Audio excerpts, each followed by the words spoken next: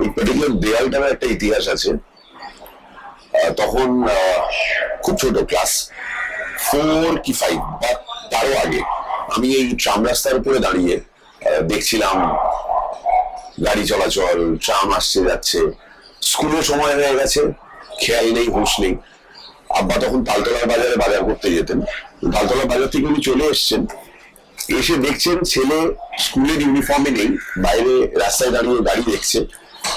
তো এসে আমার পাশ কাটিয়ে বাড়িতে ব্যাগ ট্যাগ রেখে উনি ফিরে গিয়েছিলেন, দিয়ে ওখান থেকে তাড়া করেছিলেন আমায়, এখনো রেডি হওনি স্কুলের জন্য।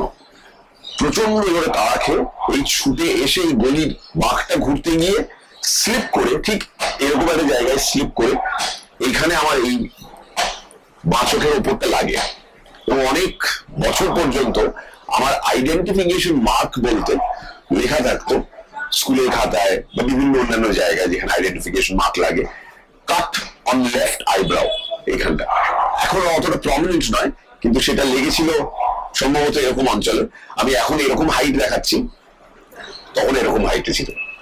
সো এরকম একটা জায়গায় রক্ত বেরিয়ে সেদিকে আমাদের স্কুলে যাওয়া শেষ। ফালতু তাড়া করলো আমায়, স্কুলে যাওয়া তো হলোই না, একটা দিন কামাই হয়ে গেল ফালতু ফালতু। এই জন্যই মাঝে মধ্যে বলি যে কথাটা একটু মিষ্টি করে বোঝানো যায়, তার জন্য মারামারি তাড়াহুড়ো করার কোনো প্রয়োজন নেই। বেড়ালটাও আমার সঙ্গে অ্যাগ্রি করবে, চলে এলো ওদিক থেকে। ওই দিক থেকে বলতে যেদিকে আমার শৈশবের একটা চ্যাপ্টার পড়ে রয়েছে, এই